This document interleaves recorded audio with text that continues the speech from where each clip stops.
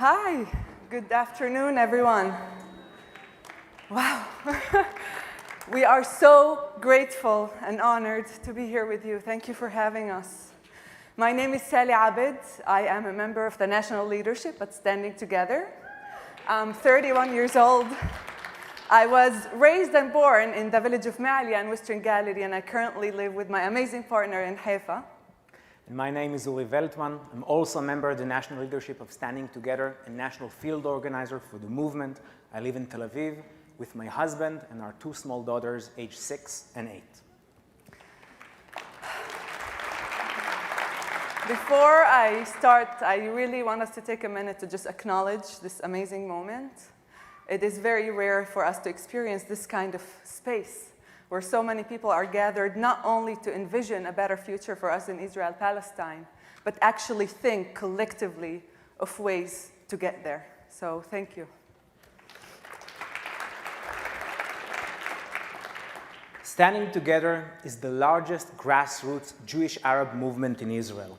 We bring people together around a new vision for Israeli society, one that is grounded in the principle of peace, equality, social and climate justice. And how do we do it? We do it by organizing people, by setting up local groups throughout the country, in Jewish cities, in Arab cities, and in shared cities, as well as in university and college campuses, and by mobilizing people for change, both through reactive actions as well as in proactive campaigns. This is an emergency rally that we had against the so-called deal of the century, a deal in which Donald Trump and Bibi Netanyahu concluded the annexation of the Palestinian West Bank and stripping hundreds of thousands of Palestinians within Israel from their citizenship. For me, as a Palestinian citizen of Israel, I know very well the meaning of conditional democracy, because at any given point, my democratic rights and my citizenship can be under threat.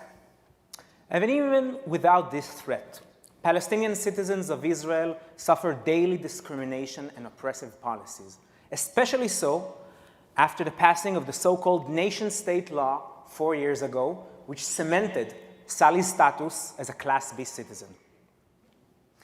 Now, following the recent elections, this threat is more tangible than ever. Openly Kahanist groups, for the first time in Israel's history, will enter government.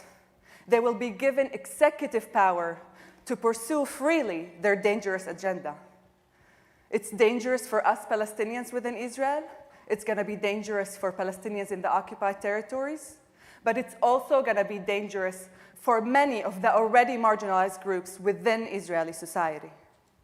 This includes women, people with disabilities, and the LGBTQ community, including Uri's family. Facing this danger, we need to build a people's opposition to bring together the various communities affected by the discrimination in our society, by the oppression in our society, by the injustices in our society. And we will do this by telling a new political story. And this political story, like any story, requires a protagonist. Who is us? That is, after all, the main question in politics, right? Who is us and who is they? Is it us, the Palestinians, and them, the Jewish people? Is it us, the moral, the enlightened, the liberal, and them, the ignorant, the racist, the basket of deplorables? Is it us, the seculars in the state of Tel Aviv, and them, the religious ones in the small towns in the peripheries? When we speak of us, we envision a very broad us, one that is comprised of both Jewish and Palestinian citizens of Israel. Jewish-Palestinian joint struggle is not merely Jewish solidarity towards Palestinian, nor is it limited to saying Jews and Arabs refuse to be enemies. Rather, Jewish-Palestinian joint struggle is the very deep notion that we share interests in our society. And therefore, we need to bring about joint struggles around these shared interests. We, Jewish and Palestinians in Israel, we have joint interests to have food on the table, to make ends meet, to live in a affordable house, to walk safely in the street, to have decent public transportation. And yes, Jews and Palestinians in Israel both have an interest in freedom, in peace, in security, and in ending the occupation.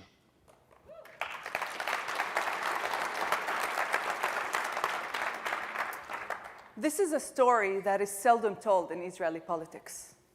A very wide us and a very narrow them. If done methodologically and strategically, it has the potential to actually build the power to enact the change we all want to see. In fact, this is how we believe we can build the foundations for Israeli politics and Israeli society. To build the political will, the political capital, to not only fight oppression and inequality, but actually resist the occupation, paving a way for Israeli-Palestinian peace. But it is not always easy to imagine this broader us. We need to train the muscle of political imagination. We need to regain our ability to imagine an Israeli-Palestinian peace and to envision a society that is just and equal, especially at polarizing moments like we had during the month of May last year. This photo was taken during a big rally we initiated at the time, organized jointly with other partners, against the war, against the violence, against the occupation. Speaking to a crowd of thousands at the march, Sally was reminding the audience that we in Israel, Jews and Palestinians, we all deserve dignity. We all wish to live in security. We all aspire for freedom. This is how we tell a story of us around shared interests, even at times of conflict. We don't pretend like we know exactly how this new us will look like. We really don't. But we create organized, safe spaces for people to be courageous enough to navigate those complexities and acknowledge the difficulties and the obstacles in this kind of story, but also insisting on staying together. We also don't pretend like it's easy. The May of last year was really, really hard on all of us, on all of Israeli society and Palestinians. But it was especially hard for Jewish and Palestinian citizens of Israel who remained together. In the current story of us and they, commonly accepted in Israeli politics, we, Palestinians, were not allowed to ache and to feel pain as Palestinians. But we were also not expected to be scared like the average Israeli, even though our streets were on fire and we spent all-nighters in shelters. My Jewish partners were faced with hostility, even though all that they were doing was fight for the security of their families. It was really hard to talk about the new us during May. But standing together was able to create a space for tens of thousands of Israelis, Palestinians and Jewish, to be able to talk about that new us. We are not only reacting to polarizing moments of crisis that are forced on us by the actions of others. We also take initiative into our own hands and launch campaigns that tell this story of a broad us, a narrow them, and a new majority in Israeli society. We did that a year ago when we launched a campaign to raise the minimum wage in Israel to 40 shekels an hour. This was a campaign that united people across differences. After all, there are both Jewish workers and Palestinian workers in Israel that need a minimum wage raise. There are minimum wage earners in the secular center of Tel Aviv and in the ultra-Orthodox city of Bnei Brak and in the rural towns in the northern and southern peripheries. This campaign has a clear Jewish-Arab us and a clear depiction of the new majority we need in Israeli society. This campaign also gave us an opportunity to create unlikely alliances. After mobilizing hundreds of volunteers to canvass for minimum 40 all throughout Israel and raise the demand in social media and traditional media, we introduced the minimum 40 to the Knesset.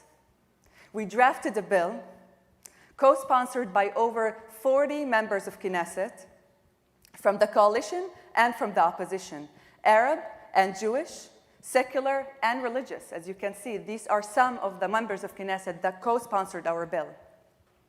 And despite the government's opposition to the bill, we were able to pass it in preliminary vote.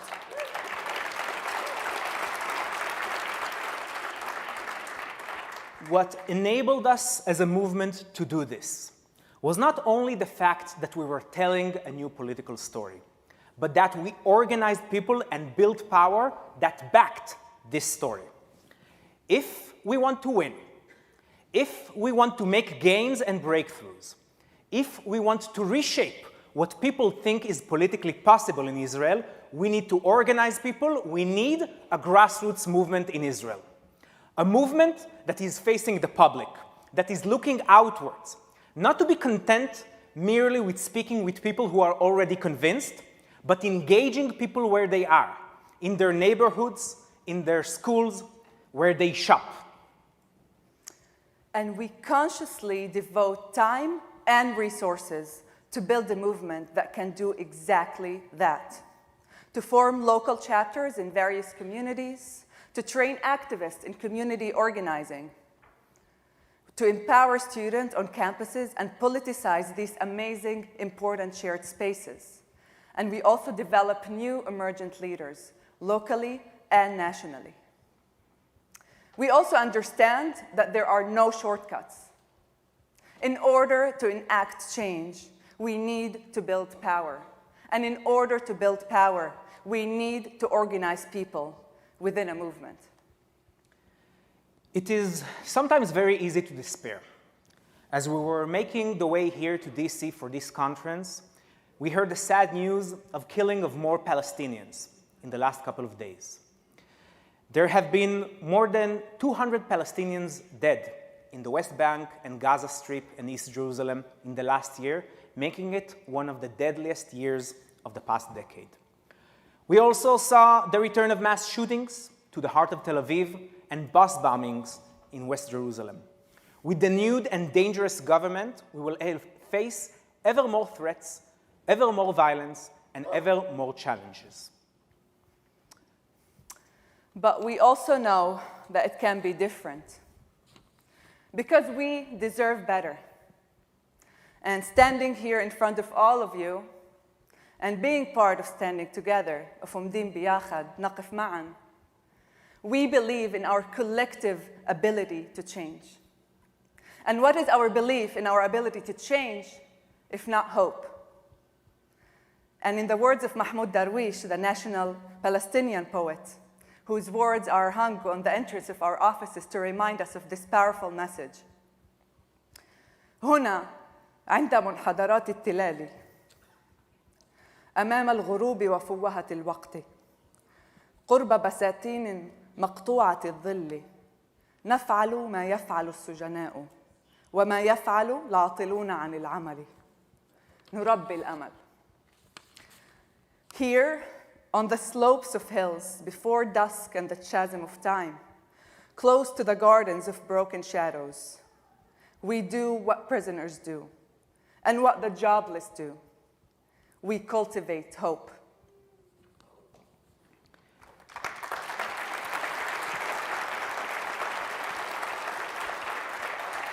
We are building a people's movement in Israel. And we know this cause has many allies abroad, including the numerous people here. We are grateful for this opportunity, for J Street to make it happen, and we thank you for your time and support. Thank you. Thank you.